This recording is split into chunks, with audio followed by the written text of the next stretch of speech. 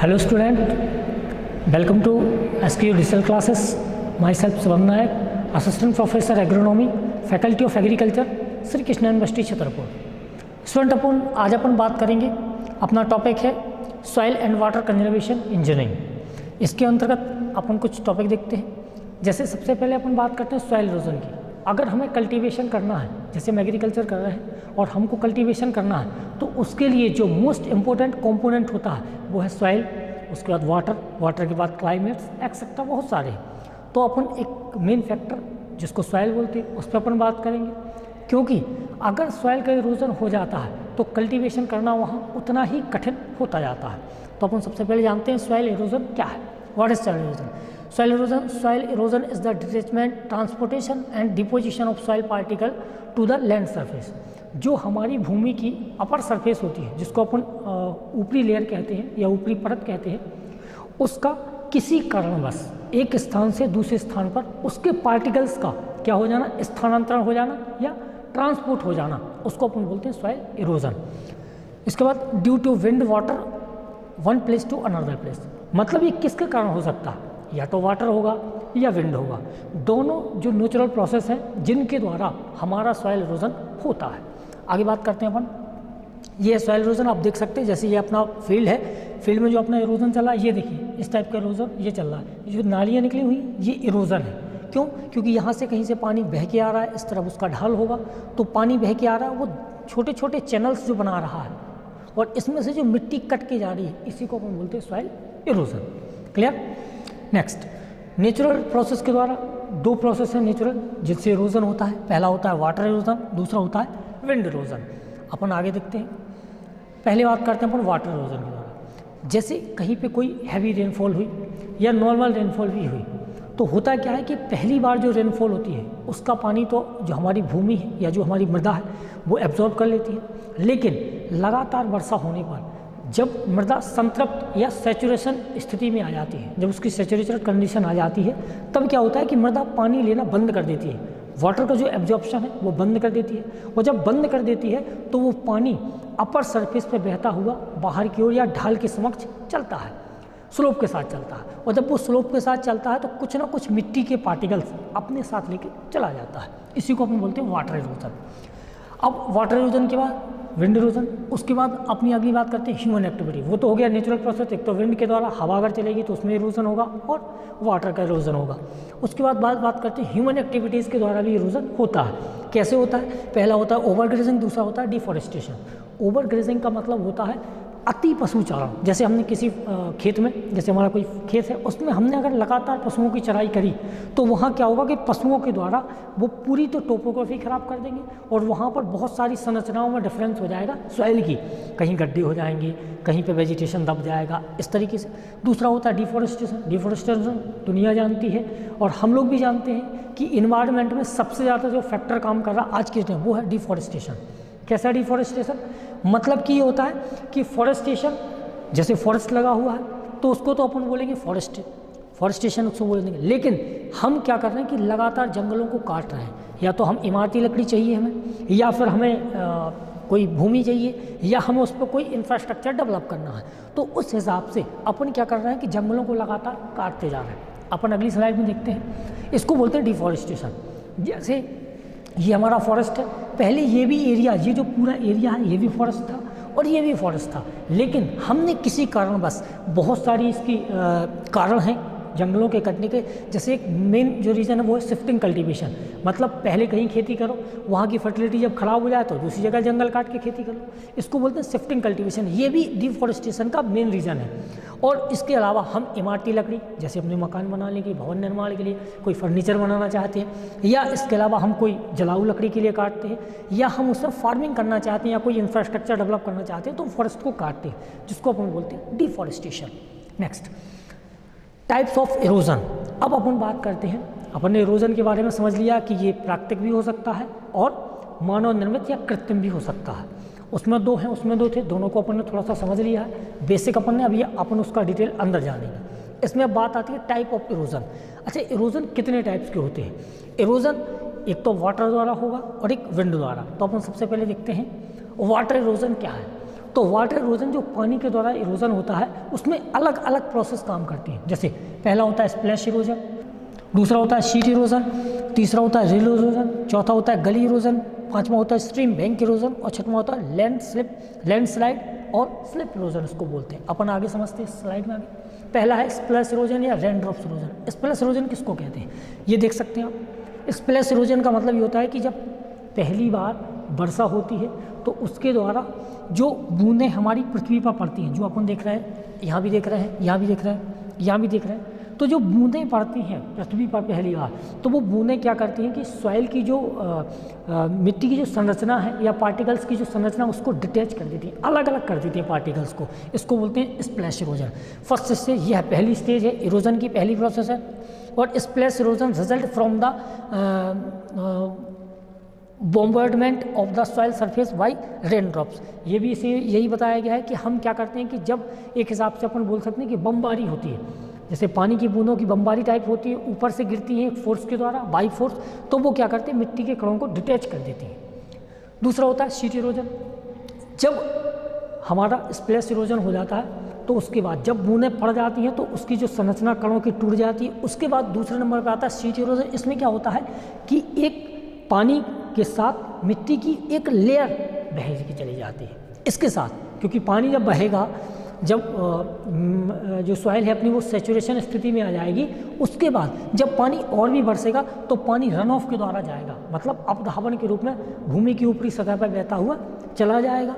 तो उसमें क्या रहता है कि वो एक थिन लेयर, एक पतली जो लेयर होती है काहे की मिट्टी की, वो उसको बहाकर ले जाता है।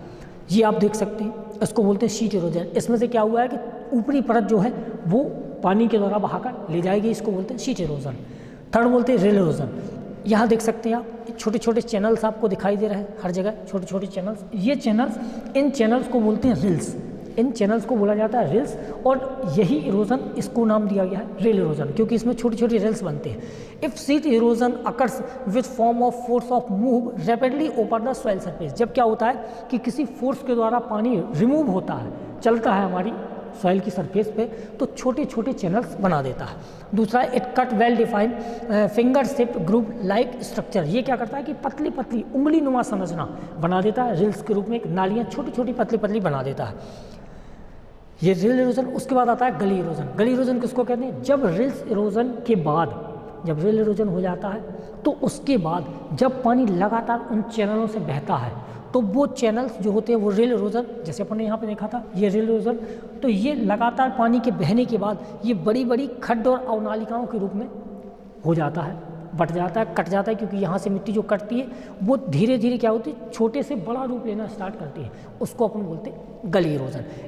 In this type of erosion the surface run of is very high. इसमें क्या रहता है कि सरफेस का जो रन ऑफ है वो उसकी गति, जो उसकी स्पीड है वो तेज़ हो जाती है। उसके बाद gully, remember large digit of small valleys, they are up to 10 meters of depth and width. ये जो गली होती है ये 10 मीटर तक गहरी और चौड़ी हो सकती है। नेक्स्ट होता है stream bank erosion. Stream bank erosion का मतलब होता है किसी नदी किनारे को, जैसे नदी का जब ओवरफ्लो होता है तो नदी के जो किनारे होते हैं वो कट जाते हैं, और जब नदी के किनारे कट जाते हैं तो उसको अपन बोलते हैं स्ट्रीम बैंक इरोजन। क्लियर है stream bank erosion. Next, stream bank erosion के बाद अपन बात करते हैं लैंडस्लाइड। आपने देखा होगा अधिकतर पहाड़ी क्षेत्रों में इस टाइप का भूस्खलन होता है, मतलब जो मिट्टी होती है ऊपर से नीचे की ओर खिसक आती है, हैवी रेनफॉल या कोई भी कारण उसका हो सकता है, तो उसको बोलते हैं अपन लैंडस्लाइड इरोजन। ये अपना वाटर इरोजन था। इसके बाद अपन अगला बात करते हैं विंड इरोजन। यहाँ पे आप देख सकते हैं जो ड्राई एरियाज़ हैं या सेमी ड्राई एरियाज़, जैसे अपना राजस्थान का कुछ भाग, वहाँ पे क्या होता है कि जो जलवायु है, जो क्लाइमेट है हमारा, वो सूखा हुआ है, पानी ज़रा कम है वहाँ पे, तो वहाँ पर क्या रहता है कि हवा के द्वारा, हवा की तीव्र गति के साथ मृदा के कण उड़कर चले जाते हैं, उसको बोलते हैं अपन विंड इरोजन। अब विंड इरोजन उसके बाद ये कहाँ पे होता है? अधिकतर राजस्थान, गुजरात एरिया में, जहाँ पर सूखी जलवायु, यानी कि जिसको अपन बोल सकते हैं कि एक हिसाब से जहाँ पर रेत है। उसके बाद अपन बात करते हैं इसका क्लासिफिकेशन। क्लासिफिकेशन में 3 टाइप आता है। पहला सरफेस क्रीप, दूसरा होता है सैल्टेशन और तीसरा होता है सस्पेंशन। 3 टाइप के होते हैं इसका क्लासिफिकेशन। पहले अपन बात करें suspension. Tiny particle less than 0.1 mm in diameter can be moved into the air by saltation, forming dust storm when taken further upward by the turbulence है।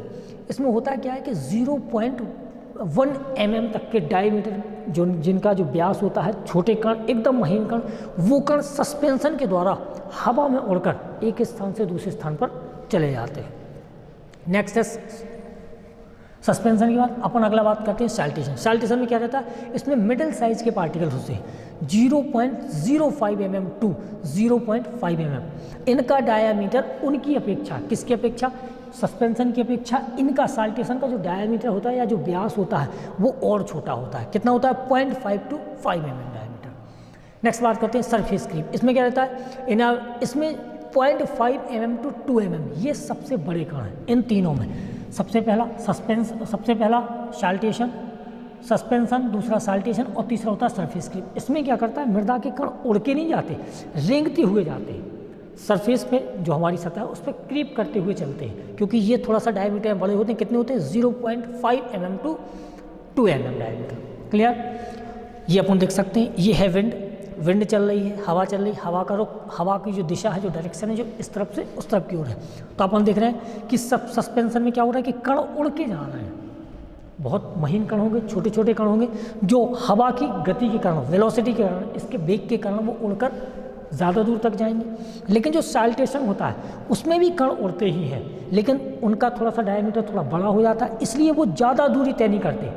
ये जो सस्पेंशन में है वो हज़ारों सैकड़ों किलोमीटर दूर जाते हैं। इसका सबसे अच्छा एग्जाम्पल आपने देखा होगा कि जब हम घर के बाहर या कहीं भी अपनी बाइक या कोई वाहन खड़ा कर देते, फिर अपन कुछ देर बाद आते हैं तो अपन देखते हैं कि उसमें धूल जम गई है, थोड़ी सी परत बन जाती है, वो सस्पेंशन का ही रूप है। और दूसरा होता है सैल्टेशन। सैल्टेशन में भी, लेकिन इसमें क्या रहता है, एक कण उचक कर दूसरी जगह गिर जाता है। इसमें क्या करते हैं, कण उड़ते हैं, मतलब हवा की दिशा के साथ उड़ते चले जाते हैं। इसमें क्या रहता है कि एक कण थोड़ी सा उचकेगा और थोड़ी सा आगे जाएगा, जैसे अपन बॉल को जंप कराते हैं उसी टाइप से। और सरफेस क्रीप में क्या होता है कि धीरे धीरे जो इसका डायमीटर वो बड़ा है, ये थोड़े बड़े कण हैं, सबसे बड़े कण हैं तीनों में, तो क्रीप करके, घर्षण करके थोड़े थोड़े आगे बढ़ते हैं। Clear student. नेक्स्ट बात करते हैं इफेक्ट ऑफ इरोजन। अपन ने देख लिया वाटर इरोजन क्या है, अपन ने देख लिया विंड इरोजन क्या है। दोनों इरोजन से इफेक्ट कौन कौन से पड़ते हैं हमारे कल्टीवेशन पे या सॉइल पे, ये अपन देख लेंगे। तो पहला क्या है, soil loss in high quantity, मतलब जो हमारा मृदा का जो लॉस हो रहा है, जो हानि हो रही है, वो हाई क्वांटिटी में हो रही है। क्यों, क्योंकि हजारों सैकड़ों टन मिट्टी कट कर चली जाती है, चाहे तो वो विंड के द्वारा भी हो सकता है और वो वाटर के द्वारा हो सकता है। उसके बाद upper fertile layer of the soil is eroded, ये मोस्ट पॉइंट है। क्यों, क्योंकि जिस अपर लेयर पे सॉइल जो रहती है वो लेयर वाइज लेयर बटी रहती है, उसमें अलग अलग हॉरिजॉन्स पाए जाते हैं। और जो मोस्ट फर्टाइल लेयर होती है वो अपर सरफेस में 1 से 20 सेंटीमीटर तक की ही होती है। और जो कटाव भी होता है तो उसी मिट्टी का होता है जो फर्टाइल होती है, क्योंकि अपन बरसों से उसमें कल्टीवेशन कर रहे हैं, फार्मिंग कर रहे हैं, बहुत उसमें उर्वरक भी दिए, सिंचाई भी दी, बहुत सारे न्यूट्रिएंट भी दिए। ऑलरेडी उनके पेरेंट मटेरियल के कारण भी, रॉक्स के कारण भी उसमें कुछ मटेरियल थे, कुछ न्यूट्रिएंट थे, मिनरल्स थे, वो भी बह के चले जाते हैं। तीसरा होता है इंक्रीज लैंड स्लोप। ये क्या करता है कि जो ढाल होता है उसको बढ़ाता है। कैसे, जैसे पानी अगर इस तरफ, इस दिशा से इस दिशा की ओर बह रहा है तो जाहिर बात है कि ये इस तरफ से इस तरफ की ओर ढालू भूमि हो जाएगी धीरे धीरे कुछ सालों बाद। उसके बाद बात करते हैं प्लांट प्रोडक्टिविटी डिक्लेन। क्या होता है कि जब सॉइल इरोज हो जाएगी, जब फर्टाइल, मोस्ट फर्टाइल सॉइल चली जाएगी, तो ये बात कंफर्म है कि जो हमारे प्लांट का प्रोडक्शन है वो कम हो जाएगा। नेक्स्ट बात करते हैं डेजर्टिफिकेशन, ये रेगिस्तान को भी बढ़ावा देती है। इफेक्ट के बाद अपन बात करते हैं कंजर्वेशन क्या है। अगर इतने लॉस हैं इरोजन से तो हमें उसको कंजर्व भी करना चाहिए। जैसे कि अपन ने टॉपिक में देखा soil and water conservation engineering, subject topic का नाम ही है। क्या करना है कि जो सॉइल इरोज हो रही, ये जो मृदा कटाव हो रहा, उसको अपन को रोकना है। तो कैसे रोक सकते हैं अपन, कंजर्वेशन करके रोक सकते हैं। अब कंजर्वेशन के बहुत सारे तरीके, जैसे एक तरीका अभी मैं इसको भी डिफाइन करूँगा। अपन बात करते हैं मेथड्स ऑफ कंजर्वेशन। पहले बात कर लेते हैं कि जो मेथड्स हैं कंजर्वेशन के वो कौन कौन से हैं। तो इसमें आएगा इट क्लासीफाइड इनटू 2 टाइप्स। पहला होगा एग्रोनॉमिक प्रैक्टिस, दूसरा होगा इंजीनियरिंग प्रैक्टिस। एग्रोनॉमिक प्रैक्टिस क्या होता है कि हम इसमें टिलेज कर सकते हैं, या टिलेज के अलावा हम मिट्टी में पानी भर के उसको रख सकते हैं, क्योंकि मिट्टी नम रहेगी तो विंड इरोजन नहीं होगा। मिट्टी को ज़्यादा पानी भी नहीं देंगे कि वो सैचुरेशन की स्थिति में आ जाए तो फिर पानी द्वारा लॉस हो, तो हम उसको धीरे धीरे क्या कर सकते हैं, कम नमी पे उसको संरक्षित रख सकते हैं। उसको बोलते हैं एग्रोनॉमिक प्रैक्टिस। इसमें बहुत सारी विधियाँ आती हैं, अपन आगे पढ़ेंगे। दूसरा होता है इंजीनियरिंग प्रैक्टिस। इंजीनियरिंग में क्या होता है कि हम कहीं कोई डैम बना दें, कोई चेक डैम बना दें, या कोई मेड़बंदी कर दें, जिसको अपन बोलते हैं बंड बनाना, मेड़बंदी कर सकते हैं, कंटूर फार्मिंग कर सकते हैं। बहुत सारे तरीके हैं जिसमें अपन कंक्रीट का या किसी मैकेनिकल का यूज़ कर सकते हैं। ओके, अब अपन बात करते हैं एग्रोनॉमिक प्रैक्टिस। इसमें क्या रहता है, this method involve to production of the top soil by special method and scheme of crop cultivation. These are in जो इनमें होते हैं, इसमें क्रॉप की स्कीम्स, मतलब अपन अलग अलग क्रॉप्स बोते हैं, कभी लैंड को खाली नहीं छोड़ते, उसमें ज़्यादा पानी भी नहीं होने देते और ज़्यादा उसको सुखाते भी नहीं हैं। जैसे अपन इसमें देख सकते हैं, पहला है क्रॉप रोटेशन। क्रॉप रोटेशन में क्या होता है, अदल बदल कर फसल बोना। हमारे पास लैंड तो एक ही है, मतलब हमारे पास अगर 10 हेक्टेयर भूमि है तो 10 हेक्टेयर में लैंड तो 10 ही हेक्टेयर रहेगा, लेकिन हम क्या करते हैं, उसमें अदल बदल कर फसल बोते रहते हैं। जैसे में लिखा हुआ है, it is a method of growing the crops in an area sequentially. अब हम क्या करते हैं, सिक्वेंस में पहले अपन ने धान की खेती ले ली, फिर अपन ने उसके बाद गेहूं की खेती ले ली, फिर उसके बाद अपन ने कोकुम्बर या खीरे की खेती ले ली। तो अदल बदल कर फसल में एक ही फसल लगातार नहीं बोएंगे, सीधा सीधा मतलब क्रॉप रोटेशन का ये होता है। Here different crop are grown in the same area by the rotation that is one after another. क्या है कि डिफरेंट क्रॉप, अलग अलग फसलें जिनको हम एक के बाद एक बोई, फिर वो जब उसकी हार्वेस्टिंग होगी तो फिर दूसरी बो दी। ये क्रॉप रोटेशन है। Type of crop rotation 1 year का भी होता है, 2 ईयर का भी हुआ, 3 ईयर का भी होता है। और इसकी एडवांटेज क्या है कि ये जो हम जो क्रॉप रोटेशन कर रहे हैं उसमें क्या रहता है कि हमारा जो क्रॉप है वो रोटेशन करने से सॉइल की जो फर्टिलिटी है वो बची रहती है, मृदा उर्वर बनी रहती है, क्योंकि उसको अलग अलग जो अपन फसल उगाते हैं तो अलग अलग तत्व उससे निकाले जाते हैं। जैसे हमने गेहूँ बो दिया, अब गेहूँ ज़्यादा नाइट्रोजन लेने वाला है, बाय द वे हमने उसके बाद मक्का बो दिया, मक्का फॉस्फोरस लेने वाला है, तो एक बैलेंस बना रहता है कि कुछ न्यूट्रिएंट नहीं जाएंगे, धीरे धीरे करके न्यूट्रिएंट जाएंगे, अलग अलग फसल अलग अलग न्यूट्रिएंट लेंगे। और इसमें कुछ क्रॉप्स ऐसी होती है जैसे लेग्यूमिनेसी कुल की फसलें, जो दाल वाली फसलें जिनको अपन बोलते हैं, उसमें क्या रहता है कि वो फसलें नाइट्रोजन को फिक्सेशन भी करती हैं। ऐसा नहीं कि केवल लेती हैं, नाइट्रोजन को फिक्स भी करती हैं। जैसे दाल वाली फसलों में अपना चना आता है, अरहर आता है, अरहर के बाद अपन बोल सकते हैं उड़द आता है, मूंग आता है। तो क्रॉप रोटेशन में ये सारी चीज़, जैसे अपन देख लें 1 ईयर का क्रॉप रोटेशन, पहले अपन ने मक्का बो दिया, फिर मस्टर्ड बो दिया, या पहले में राइस बो दिया, दूसरे में वीट बो दिया। अब मेज और राइस दोनों हैं खरीफ क्रॉप के, और मस्टर्ड और वीट दोनों हैं रबी क्रॉप के। तो 1 साल का ये क्रॉप रोटेशन हुआ। 2 साल के क्रॉप रोटेशन में क्या करते हैं कि खरीफ में अपन ने मक्का बो दी, रबी में अपन ने मस्टर्ड बो दिया, उसके बाद फिर शुगर केन बो दिया। ऐसे अपन नीचे भी मक्का, पोटैटो, शुगर केन इस तरीके से बो सकते हैं अलग अलग। इसको बोलते हैं अपन क्रॉप रोटेशन, इसको हिंदी में बोलते हैं फसल चक्रण। और अगला टॉपिक जो है वो है अपना strip cropping is a method of farming which involve cultivation of a field potential into long narrow strips. क्या करते हैं अपन, इसको स्ट्रिप्ट अलग अलग पंक्तियों में बोते हैं। जैसे अपन ने यहाँ पे धान बो दिया, यहाँ पे अपन धान ना बो के यहाँ पे अपन क्या बो देंगे, मस्टर्ड बो देंगे, या उसके साथ धान यहाँ बो दिया, यहाँ पे अपन मक्का बो सकते हैं। तो होगा क्या, एक तो इस फसल के कीट या रोग पतंग या जो भी है इसमें इस फसल के इस फसल तक नहीं आ पाएंगे। क्यों, क्योंकि बीच में सेम फसल नहीं है, दूसरी फसल है। इसको अपन बोलते हैं पट्टीदार खेती, पट्टियों में खेती करना। यहाँ धान है लेकिन यहाँ मक्का, तो ये नहीं हो पाता। दूसरी बात क्या होता है कि जो हमारी जो क्रॉप्स हैं वो अलग अलग हाइट की होती हैं, अलग अलग हाइट की, तो उसमें हवा का भी प्रभाव ज़्यादा क्रॉप पे नहीं पड़ता। उसके बाद आता है अपना टेरेस फार्मिंग।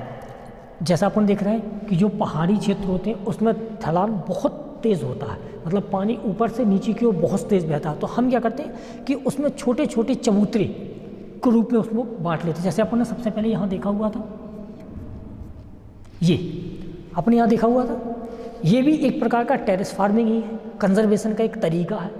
इसको अपन कंटूर फार्मिंग भी बोल सकते हैं। इसमें अलग अलग मेथड होते हैं। जैसे अपन ने ये पट्टीदार खेती करा, इसमें अगर अपन ने ढाल के समक्ष कंटूर लाइंस के समक्ष अगर बना दिया तो कंटूर हो गया, लेकिन अपन ने डायरेक्टली ऐसी बना दी, कोई भी लाइन नहीं खींची, चबूतरे निर्माण करते गए अलग अलग, ताकि ऊपर का पानी फिर आए इस तरीके से। तो उसको अपन बोल देते हैं क्या, टेरेस फार्मिंग।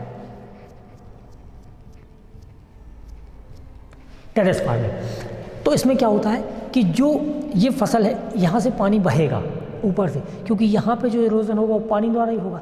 तो जब पानी बहेगा तो वो धीरे धीरे जो हमारी क्रॉप्स है उनमें रुकता हुआ आएगा। तो पानी की स्पीड अपन कम कर देंगे, क्योंकि मेन पानी की स्पीड ही काट रही है सॉइल की पार्टिकल्स। तो पानी की स्पीड कम कर देंगे और फसल को भी पानी मिलता रहेगा। प्लस जो अपने माउंटेन एरिया हैं, जो पहाड़ी क्षेत्र, वहाँ पर भी अपना फसल उगाना अब संभव अपने लिए हो जाएगा।